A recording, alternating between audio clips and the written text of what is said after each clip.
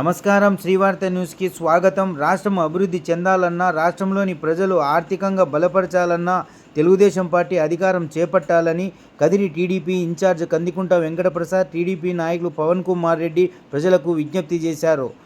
కదిరి నియోజకవర్గ పరిధిలోని తలుపుల మండల కేంద్రంలో ఏర్పాటు చేసిన జయహో బీసీ కార్యక్రమానికి ముఖ్య అతిథిగా హాజరయ్యి వారు ప్రజలకు పై విధంగా విజ్ఞప్తి చేశారు.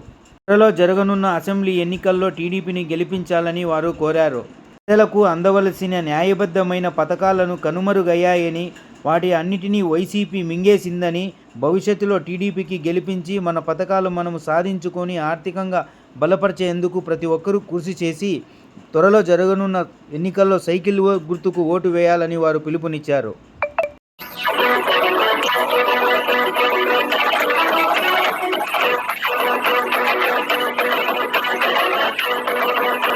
పసుపు పసుపు జెండా ప్రతి తెలుగువాడి భవితకిదే అండా. పసుపు పసుపు పసుపు పసుపు జెండా ఎగిరింది అఖిలాంధ్ర గుండె నిండా. ఉక్కున రహు బిగదీసి ఒక్కటిగా అడుగేసి తెలుగువాడి పౌరుషాన్ని భూపెత్తున ఎగరేసి రాష్ట్రమంతా మోగుతుంది సైకిల్ బెల్లు. ఆ సౌండ్ కి పడిపోయింది ఫ్యానుకు చిల్లు.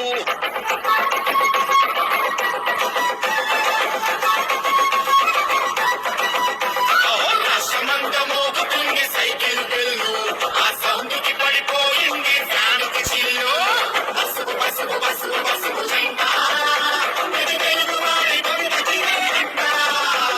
పసుపు పసుపు పసుపు పసుపు జెండా ఎగిరింది అఖిలాంధ్ర గుండె నిండా.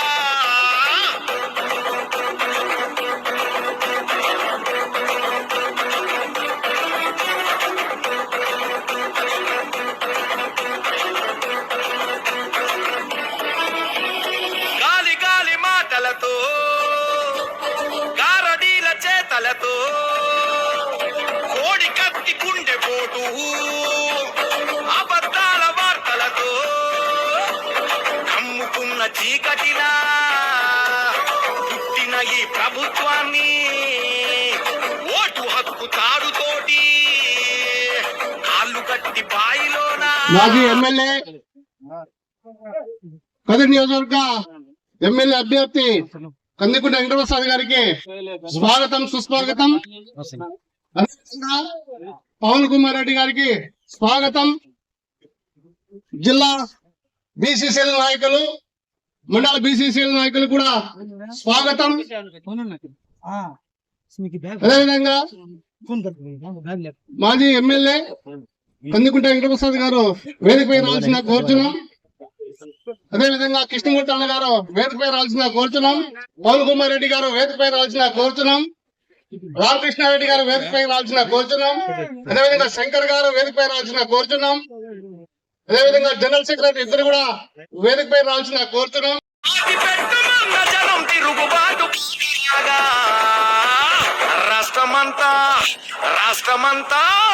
రాష్ట్రమంతా మోగుతుంది సైకిల్ బెల్లు.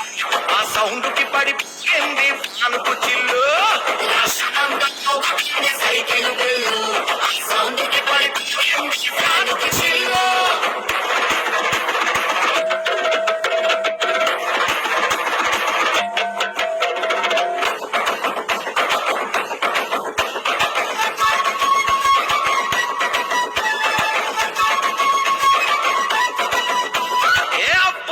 చేసుకుంటూ మాట తప్పి దాచుకుంటూ కొండ నుంచి బ్రాండ్ దాకా గుండు కొట్టి దండుకుంటూ మూడు ముక్కలాకలాగా జనం బతుకు మార్చుతుంటే గొంతెత్తిద కేసులంటూ తేరదాటి అంతస్తున పేరుకున్న జహో బీసీ కార్యక్రమానికి గారికి, అదేవిధంగా మన నాయకులు పవన్ కుమార్ రెడ్డి గారికి ప్రత్యేకంగా స్వాగతం పలుకుతూ, అదేవిధంగా లోకేష్ గారు యువ నాయకులు వేదికపై రావాల్సిందిగా కోరుతున్నాం. జయరామ్ రెడ్డి గారు వేదికపై రావాల్సిందిగా కోరుతున్నాం. జై హో బీసీ సదస్సుకు ఇచ్చేసినటువంటి తెలుగుదేశం ప్రేమికులందరికీ హృదయపూర్వక స్వాగతం. వేదిక మీద ఉన్న పెద్దలందరికీ కూడా నా హృదయపూర్వక నమస్కారాలు. ఇందాక చాలామంది ఇక్కడ మాట్లాడినారు. దాదాపు నా మనసులో నేనేం చెప్పాలనుకున్నా అది ఆల్రెడీ శంకరన్న చెప్పేసినాడు. ఎందుకంటే మేము కూడా ఒకసారి పెళ్లి కొడుకుల కోసం పనిచేసిన వాళ్ళమే. ఏదైతే అయింది ఇవాళ నాకు నిజంగా సంతోషంగా ఉంది. నేను మంచి నిర్ణయం తీసుకున్నాను అని చెప్పేసి మీటింగ్కి వచ్చి చూస్తూ ఉంటే తెలుగుదేశం పార్టీ నిజంగా పేదల పార్టీ, పేద బడుగు బలహీన వర్గాల పార్టీ అనేది కల్లారా కనపడుతూ ఉంది. ఇటువంటి పేదల గొంతుకు పుచ్చుకొని మాట్లాడే అవకాశం తెలుగుదేశం పార్టీలో నాకు దక్కినందుకు సంతోషంగా చాలా చాలా ఆనందంగా ఉంది నాకు. దాదాపు ఈ మండలంతో నాకు చాలా అనుబంధం ఉంది. మా అమ్మ వాళ్ళది సొంత మండలం ఇది. మా ఫాదర్ ఫస్ట్ పోస్టింగ్ జాబ్ ఉబ్బరవాళ్ళపల్లి కాబట్టి ఇక్కడ 10 సంవత్సరాలు ఉబ్బరవాళ్ళపల్లిలో ఉన్నాం మేము. మా బాల్యం అంతా ఇక్కడ గడిచింది కాబట్టి ఈ మండలంతో చాలా అనుబంధం ఉంది. ఈ మండలం గత ఎన్నికల్లో 5,000 మెజార్టీ ఇచ్చింది వైకాపా పార్టీకి. 5,000 మెజార్టీ ఇచ్చింది. కారణం ఏంటంటే వాళ్ళ కుయుక్తులన్నీ శంకరన్న ఇందాక చెప్పినాడు. వైకాపా మొదటి నుంచి చేస్తూ ఉండేది కులాలను చీల్చడం, మతం చిచ్చు పెట్టడం, ఇంకోటి రకరకాల అప్రజాస్వామిక పద్ధతుల ద్వారా మనుషులను విడగొట్టి ఓట్లు ఎంచుకుంటున్నారు. ఇటువంటిది మళ్ళీ పునరావృతం కాకుండా జాగ్రత్త పడాల్సిన అవసరం చాలా ఉంది. మనం బాగా గమనించినాం, హంద్రీనీవా జలాలు కొండలు కోనలు దాటుకుంటూ కుప్పంకు పోతున్నాయి. ఎడం పక్కకు తిరిగి తలుపులకు రాలేకున్నాయి. ఈసారి వచ్చే నాయకులు అడగండి, మీ ఇంటి దగ్గర ఓటుకు వచ్చినప్పుడు 4 ఏళ్ళుగా మా చెరువులకు నీళ్ళు ఎందుకు ఇవ్వలేదు అని అడగండి, నిలదీసి అడగండి. తర్వాత మన మండలంలో చూసాం, రైతాంగం చూసాం. చాలామంది పాడి పంటల మీద ఆధారపడి ఉన్నారు. పాడి దీని మీద ఆవులు దాని మీద ఆధారపడిన వాళ్ళు ఇందాక మన సోదరులు గాయాల్లో చెప్పిపోయినారన్నా, ఆవులు ఉన్నాయన్నా పాలు పిండుకోవాలో పోయేస్తామన్నా అని చెప్పి పోతున్నారు. ఇందాక మీకు తెలుసా, ఒక తలుపుల మండలంలోనే ఇన్సూరెన్స్ అప్లికేషన్స్ అంటే ఆవు చనిపోతే తెలుగుదేశం ప్రభుత్వంలో 2 నెలల్లో 30,000 వచ్చేది మనకు. గుర్తుంది మీ అందరికీ? ఇప్పుడు వస్తుందా? ఒక్క తలుపుల మండలంలోనే 500 అప్లికేషన్స్ పెండింగ్లో ఉన్నాయి. అడగండి, ఓటు అడగడానికి వస్తారు కదా వైకాపా నాయకులు. ఏంటి 500 అప్లికేషన్ల పరిస్థితి? మాకెందుకు ఇన్సూరెన్స్ రాలేదని అడగండి. మేము కూడా 19లో మేము కూడా ప్రచారం చేసే వాళ్ళమే. గొర్రె చచ్చిపోతే 6,000 వస్తుంది, మేక చచ్చిపోతే 6,000 వస్తుంది, వైకాపా ప్రభుత్వం అధికారంలోకి వస్తే అంటే మేము కూడా చెప్పిన వాళ్ళమే. వచ్చిందా? ఓటు అడగడానికి వచ్చినప్పుడు అడగండి ఏది ఇది అని చెప్పినేసి. అలాగే వస్తూ ఉంటే చూసినాం బట్రేపల్లి ఆ సరౌండింగ్స్ అంతా కూడా మల్బరీ తోటలు రేషన్ పంటలు వేసి పెట్టుకున్నారు, రేషన్ షెడ్లు కట్టుకున్నారు.